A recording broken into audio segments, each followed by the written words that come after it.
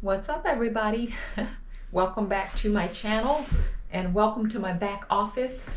I'm actually back here working on some stuff and getting ready to edit, but I wanted to show you my brain healthy breakfast. I'm getting ready to break fast. It's about 11:15, so brain foods are essential. We're all getting older, of course, and we want to have our brain health as long as we live. So what I do is a ton of berries, got some strawberries, blackberries, blueberries. Okay, this is not fancy at all. I literally just took these out of the oven. So what I do is I'll take a sweet potato, and then this is one beet, and with the sweet potato and the beets, I'll just literally peel them and drizzle some extra virgin olive oil on them, and that's it. So, and I'm keeping it real because this is genuinely how I eat them. I'll literally just take beets, and I know it's like, who eat beets? Every time I buy these, I feel like somebody's judging, like, who buys those except for this one lady. But anyways, these are great for your brain health. They have a lot of iron, and yeah, they're all around good. I'll put some more facts about beets at the end of the video as I'm talking through this, but let's have a bite.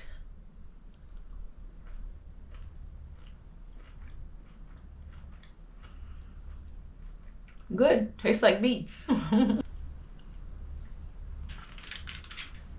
For those who don't love beets and are like, oh my gosh, how are you possibly eating that? Well,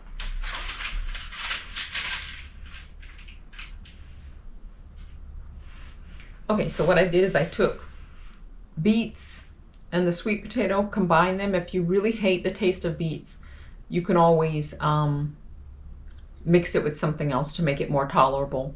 But you know, when we feed our bodies, obviously it's for more than just the taste of it. If we love the taste, if we hate the taste. So I try to just get with whatever's healthy. I just try to find a way to love it, and even if I don't love it, then I try to just disguise the taste with something else so that I can tolerate it and get through it.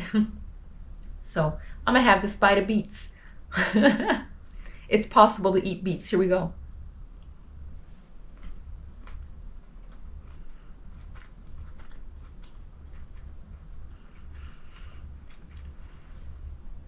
So the truth is, at 50, I feel better than I did at 20, 25. And the reason is, when I was younger, I was sleep deprived. I would work 12-hour shifts. I would work multiple jobs. I was going to school at the same time, commuting over an hour to go to school. So I was on like 4 hours of sleep a night. And not eating properly, going to the fast food joints, getting the fried foods, eating all the French fries, and Hot Pockets and pizza and all that.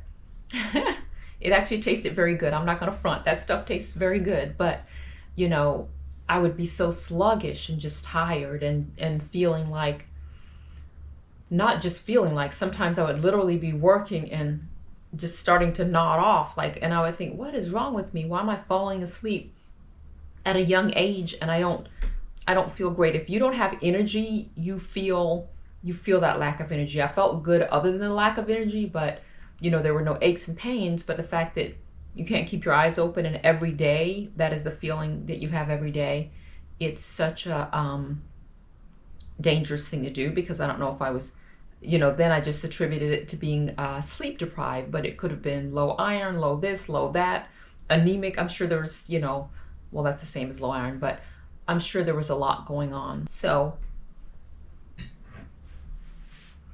we are what we eat. So important to nourish our bodies and our brains. And you know, obviously the brain health conversation is huge for me because, you know, my mom developed Alzheimer's, and as her daughter, it's not something that's far away. Oh, I've never known anybody to have that. Oh, it would never happen to me. You know, it's literally my own mother. And I believe that it was brought on by the fact that she had strokes and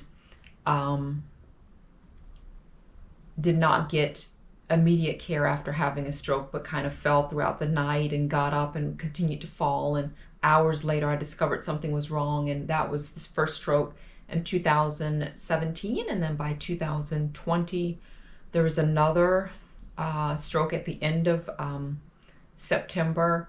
And by 2021, I realized she was full-blown Alzheimer's, that the delays in speech, the constant repeating, it was not just something that I could look away from. She had a lapse where she didn't remember for multiple hours, that I'd come by and we'd done a Bible study together. So she called me, and that's when I realized, oh my God, there's a problem, and it can't be ignored. And by that point, once you examined everything and you realize what Alzheimer's is, all the classic symptoms were there.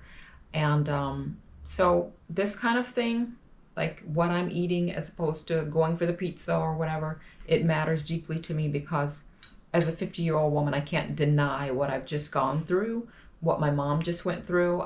Fortunately, she's in heaven now, so there's, it all ended well, but there was a lot of hardship for me personally on the way there. My mom, I felt like was shielded by God, protected, and was in this little bubble to where she was very peaceful. And, God can protect you from anything and everything imaginable.